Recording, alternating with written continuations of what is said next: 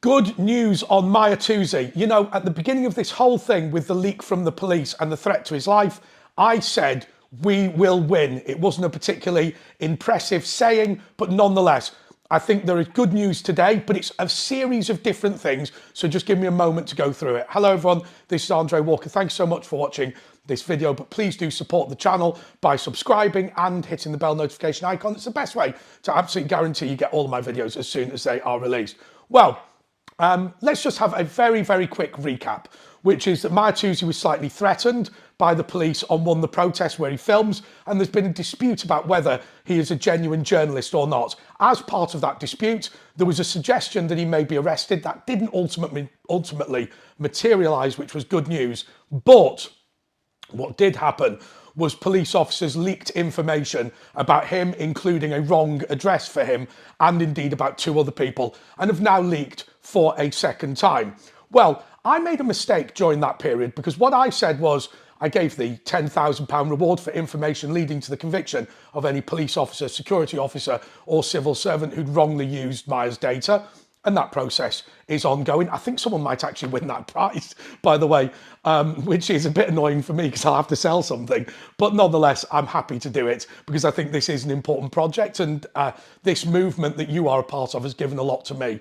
But I did make a mistake. And that mistake was to say that I might have to collect money to raise money for Mahyar's defence. I actually got slightly told off about that simply because Mahyar says he has always committed that he would never do that under any circumstance whatsoever. And in fact, he'd lined up a couple of donors. Not only will I not name the donor that has supported him financially, but also I know that Toby Young and the Free Speech Union have supported him. So I think point of good news number one is that I think my £10,000 prize might get won. Good for us, bad for me, but okay. Good news, point number two, is that his defence has now been fully funded, rather his attempt to litigate the Metropolitan Police. And I think that is good news, but we're building. The Free Speech Union, Nigel Farage, Reform UK are all on side. By the way, you must join freespeechunion.org. I'm going to put the link in the description. It's just £5 a month. I'm not a reseller for them. Obviously, they don't pay people as salespeople. But if you do that, you are defending the free speech in the United Kingdom, and they're getting significant successes. They got a law passed. Unfortunately, Labour are going to rescind it, but defending free speech on campus is something they've worked on, and they've helped all of the big cases that you're aware of. So please do join them, and they offer you free legal advice as well if you end up in that position. Clearly, I'm a member. So that's good news. But I think the really good news is something that I had really hoped for. You've noticed throughout my videos that I've continually drawn a division between ordinary rank and file officers and the police leadership. I don't blame the ordinary constables that are sent out. They have to act according to the rules and regulations that they are given. If those rules and regulations are bad, then those individual police officers are going to find it very, very difficult. Now, we can all talk about the Nuremberg, I was only following orders, but, you know, there's a big difference between a police officer who may arrest you for some sort of hate crime or interview you for a non-crime hate incident and going as far as what happened in Nazi Germany. The two things, unfortunately, are not comparable. What a stupid comment. Are thankfully not comparable. So I don't think the only following orders defence, I think you can use it if you're an ordinary police officer in Britain. But here's the important point. I think the adults have stepped into the room. We're now hearing rumours that the Metropolitan Police have called in another force to investigate the data leak on Mahyar Tousi. I'm involved in various clubs and societies where I meet older police officers, you know, the sort of Dixon of Dock Green type people. Well, maybe that's a bit old, more the Sweeney type people. And they are good public servants. You know, they got slagged off for the fact that they were a bit rough and ready sometimes, and occasionally they went too far with suspects, and I accept that that was a bad thing to have done, but these sorts of people genuinely believed in a thin blue line between good and evil, and in terms of defending the good people, and I honestly think that they have now stepped in. I think partly because of pressure from viewers of Mahyar Tousi, some of whom are literally those people. I think calling in another police force to investigate the Met in this is a good thing. Now, this comes after the Metropolitan Police had already told Mahyar that they had a suspect for who had leaked the first piece of information. Whether it is the same suspect for the second one, whether there's a theory that there's a conspiracy, I genuinely don't know. And if I'm being honest, if I did know, I wouldn't tell you, because it's unfair to prejudice what these guys are doing. But I want to say to you this.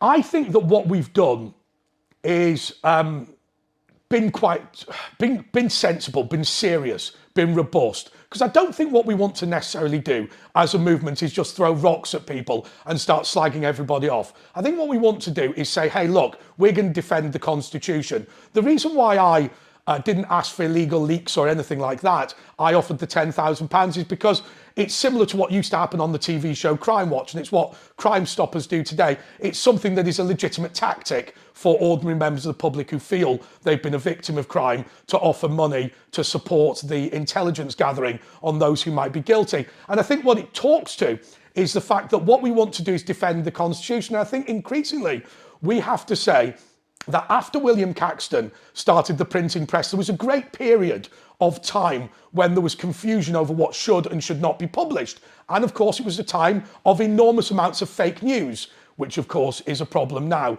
But things in the end calmed down. And I think that what we need to do, rather than being shrill and rather than being overly excitable, which I'm as guilty of as anybody else, I think we have to say to ourselves, right, well, let's talk about this sensibly. And that's why I think maybe in the fullness of time, what we should all do together, and I'm happy to contribute to this, is to look at these non-crime hate incidents, to look at fake news and to potentially contribute towards it. And I'm thinking of writing up a pack that explains what you can say to your local member of parliament about the moderation between the right to free speech and the right to prevent people soliciting violence and things like that. Because I think at the moment we've got that balance wrong.